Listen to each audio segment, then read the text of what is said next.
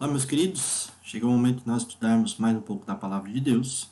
E o nosso tema de hoje é um tema muito importante e relevante, pois fala especificamente sobre a lei moral. Alguns dizem que ela não tem mais validade, outros dizem que ela ainda é válida, e nós vamos ver o que a Bíblia fala sobre a lei moral. Depois, em o nosso estudo ou em outro momento, a gente conversa sobre ela tem ou não tem validade. Mas vamos ver o que a Bíblia fala sobre a lei moral. Bom, queridos, encontramos na Bíblia a experiência dos patriarcas que instruíam a sua casa diariamente nos princípios morais e religiosos. Se você abrir a tua Bíblia em Deuteronômio capítulo 6, você vai ver que lá Moisés diz assim, olha, e tu inculcarás isso a teu filho, assentado à tua casa, ao deitar-se, ao levantar-se, andando pelo caminho. Então perceba que no início, com os patriarcas, Abraão, Isaac, Noé, Adão, os patriarcas, eles instruíam seus filhos na vida religiosa ou com os princípios morais religiosos através da fala. Eles falavam, era oral, a tradição era oral, ou a transmissão era oral.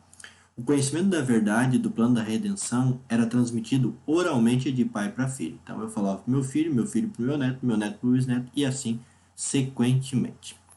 Mas depois, queridos, nós vemos o que? Depois que o povo passou por 400 anos como escravo no Egito, Deus ele faz uma aliança, ele renova a sua aliança com o seu povo. E onde é que ele fez essa aliança? Com os 10 mandamentos. Os 10 mandamentos são a transcrição do caráter de Deus, que já existia muito antes da escrita, mas tornou-se necessário ser escrito em tábuas de pedra para a restauração do conhecimento relacional com Deus, prejudicado durante o período de escravidão sofrido no Egito. Perceba que os 10 mandamentos eles já existiam. Se você abrir a tua Bíblia em Gênesis capítulo 37, você vai ver lá a história de José. Gênesis 37. Perdão, 39. 39 verso 7. Por isso a mudança, né? 39 verso 7 diz assim, ó, aconteceu depois dessas coisas que a mulher de seu senhor pôs os olhos em José e lhe disse, deita comigo. Ele, porém, recusou e disse à mulher do seu senhor, tem-me por mordomo o meu senhor, e não sabe do que há em casa, pois tudo que tem me passou ele às minhas mãos. Ele não é maior do que eu nesta casa, e nenhuma coisa me vedou, senão a ti, porque é a sua mulher. Como, pois, cometeria eu tamanha maldade e pecaria contra Deus? Perceba que José ele fala que seria uma maldade contra Potifar, ele deitar-se com sua esposa, e seria um pecado contra Deus. Quem é que falou para José que adultério era pecado? Porque José, 400 anos antes do Monte Sinai, exatamente por aquilo que eu falei, que a tradição, a religião, a vida espiritual, ela era transmitida de pai para filho. E José já sabia que adultério era errado, conforme está nos 10 mandamentos. Só que depois de José, o povo passou 400 anos no Egito, vendo idolatria, tendo que servir ao Egito, tendo que obedecer, ou seja, passaram muito tempo distantes de Deus e sem a oportunidade de ser transmitida a sua fé através da forma oral, em virtude da escravidão que eles sofreram. Então, quando Deus tira eles do Egito, o que ele faz? Ele restaura a sua lei, só que agora, ao invés de passar oralmente, ele então escreve, né? E aí você sabe que conforme Êxodo 31, verso 18, e deu a Moisés, quando acabou de falar com ele no Monte Sinai, as 2 tábuas do testemunho, tábuas de pedra escrita pelo dedo de Deus. Então os 10 mandamentos não foi escrito por Moisés, não é os mandamentos de Moisés, é os mandamentos de Deus, porque foi escrito com o seu próprio dedo. E aí nós temos Romanos capítulo 7, o verso 12, que diz assim, ó, e assim a lei é santa, o mandamento santo, justo e bom. Perceba que Romanos capítulo 7, verso 12 está no Novo Testamento. E ele está dizendo que a lei é santa. Ele está dizendo que o mandamento é santo, justo e bom. Veja bem, queridos, por que foi escrito em tábuas de pedra? Escritos em tábuas de pedra. Exatamente por aquilo que eu disse. A tradição oral estava se perdendo em virtude de um grande período de escravidão. Então Deus escreve em pedra porque é algo permanente ou é algo duradouro. Queridos, entendam uma coisa. Quando Deus escreveu os mandamentos, e você pode ler os 10 mandamentos em Êxodo capítulo 20, ou de repente no texto que eu escolhi aqui, que é Deuteronômio capítulo 5. Aliás, a palavra Deuteronômio significa repetição de leis. Deuteros, repetição, nomos, lei. Então, queridos, os 4 primeiros mandamentos, eles nos falam a respeito de Deus, nos indicam o amor a Deus. Não terás outros deuses diante de mim, não farás para ti imagem escultura, não tomarás o santo nome do teu Deus em vão, e lembra-te de dia de sábado para o adorar, para santificar. Então, fala sobre o amor a Deus. Então, se eu amo a Deus, eu não adoro outros deuses. Se eu amo a Deus, eu não quero fazer uma imagem porque eu tenho ele real em minha vida. Se eu amo a Deus, eu vou tomar cuidado com o nome dele. Se eu amo a Deus, eu zelo pelo dia que ele escolheu para se encontrar comigo. E aí, os 6 últimos mandamentos, eles apontam para o amor ao próximo, porque ele manda honrar pai e mãe. Mais próximo do que esse não tem. Ele manda eu não matar, eu não adulterar, ele manda eu não furtar, ele manda eu não cobiçar aquilo que é do próximo, ele manda eu não mentir. Então perceba que tudo isso, queridos, nos levam a amar ao próximo. Porque se eu amo ao meu vizinho, eu não vou mentir para ele. Se eu amo o meu amigo, eu não vou cobiçar as coisas que ele tem. Se eu amo a minha esposa, eu não vou adulterar. Se eu amo as pessoas que estão ao meu redor, eu não vou matar. Então perceba que os 4 primeiros falam sobre o amor a Deus e os 6 últimos, ou os últimos 6, falam a respeito do amor ao próximo. Mas pastor, veja bem, mandamentos. Eu preciso obedecer os mandamentos para poder receber a salvação? Queridos, desde o primeiro estudo nós viemos falando aqui que a única coisa necessária para a salvação é aceitar a graça de Cristo. E continuamos falando isso. Só que nós vamos entender que depois que eu recebo a salvação de Deus, eu tenho que tomar algumas atitudes na minha vida. Veja, a obediência à lei não salva. Ela vem como resultado da salvação. Você conhece a história de Zaqueu? Se você não conhece, depois você pode ir lá no livro de Lucas e você vai conhecer a história de Zaqueu. Zaqueu era um homem baixinho e era um homem pecador. Por quê? Porque ele cobrava mais impostos do que era realmente devido. Ou seja, ele, roubava. Um dia Jesus o encontrou, disse que queria ir em sua casa. Jesus entrou em sua casa e depois de uma pequena conversa, depois de pouco tempo, Zaqueu se levanta e disse assim: Senhor, eu vou restituir tudo que eu roubei, tudo. Ou seja, eu vou devolver tudo aquilo que eu roubei e ainda uma quinta parte a mais. Então, veja bem essa história. Ele encontrou Jesus. Ele foi salvo por Jesus? Claro, o próprio Cristo disse, hoje houve salvação nesta casa. Mas perceba que quando ele encontrou a salvação, ele tomou a atitude de fazer o que era correto. E o que é correto? Obediência. No caso, queridos, a lei não salva, porque não foi a lei que salvou a Zaqueu. O que salvou foi Cristo. Mas como resultado da salvação, qual foi a decisão de Zaqueu?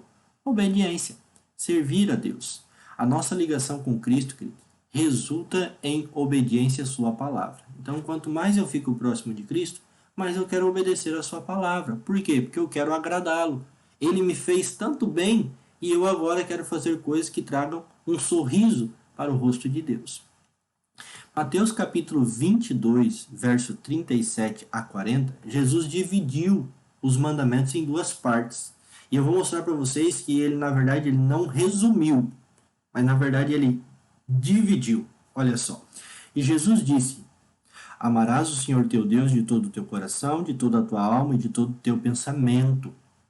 Este é o primeiro e grande mandamento. Perceba que Jesus aqui ele já utiliza uma linguagem do Antigo Testamento. Em Deuteronômio capítulo 6 tem essa mesma ideia de amar a Deus de todo o coração, de toda a alma e de todo entendimento. Mas o que ele diz? Este é o grande primeiro mandamento. E o segundo, semelhante a este, é amarás a teu próximo como a ti mesmo. Destes 2, olha, preste atenção agora, dependem toda a lei e os profetas. Perceba que Jesus aqui, ele fala, destes 2 dependem toda a lei. Ele está dizendo, queridos, que todos os 10 mandamentos dependem desses. Como eu mencionei antes, é o amor a Deus e amor ao próximo. Mas ele não disse assim, estes dois são os únicos mandamentos. Ele estava dizendo assim, o que eu estou apresentando para vocês é a essência dos mandamentos, mas todos os outros mandamentos dependem dele, porque estão ligados a amar a Deus e amar ao próximo. Outra coisa que muitos falam, mas aqui nós viemos confirmando, Mateus capítulo 5, verso 17 e 18, a validade dos 10 mandamentos. Muitos dizem que os 10 mandamentos não têm mais validade. Veja o que Jesus disse. Não cuideis que vim destruir a lei ou os profetas. Não vim abrogar, mas cumprir. Ou alguns textos dizem, não vim revogar, mas cumprir. Porque em verdade vos digo, até que o céu e a terra passem, nem um jota ou um tio se omitirá da lei, sem que tudo seja cumprido.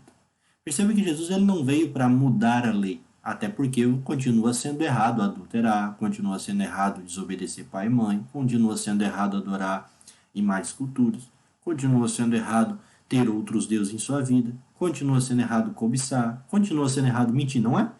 Continua sendo errado. Agora, por que alguns dizem que a lei foi abolida, sendo que eles continuam falando sobre não adulterar, sobre não matar, não furtar?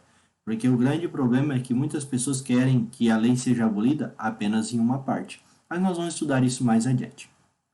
Queridos, o que Deus deseja é tirar a lei dele da pedra e trazer para o nosso coração.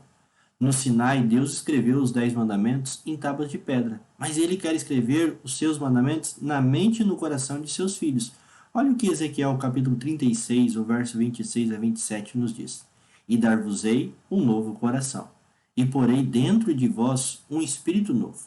Tirarei da vossa carne o coração de pedra, e vos darei um coração de carne, e porei dentro de vós o meu espírito, e farei que andeis nos meus estatutos e guardeis os meus juízos e os observeis. Perceba que Deus quer mudar o nosso coração de pedra para o coração de carne, mas ele quer fazer tudo isso para quê? Para que a gente ande nos seus estatutos.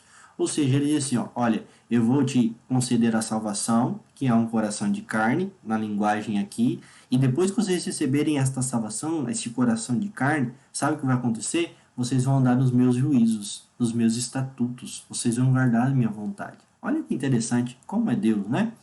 A lei moral, queridos, não nos salva, entenda isso. Ela apenas mostra a nossa condição pecaminosa, ela mostra a nossa necessidade e nos conduz ao Salvador. Porque se eu sou pecador, o salário do meu pecado é a morte. Então eu vou morrer, a lei mostra que eu vou morrer. A lei mostra que eu vou morrer. Mas também, queridos, nós entendemos que alguém cumpriu a lei por mim e por você. E este alguém morreu no nosso lugar. Então, graças a Jesus, eu não preciso morrer. A lei moral não salva, queridos. Ela só me mostra que eu preciso de Jesus. Entenda isso. E olha o que o próprio Jesus disse em João, capítulo 15, o verso 10. Se guardardes os meus mandamentos, permanecereis no meu amor.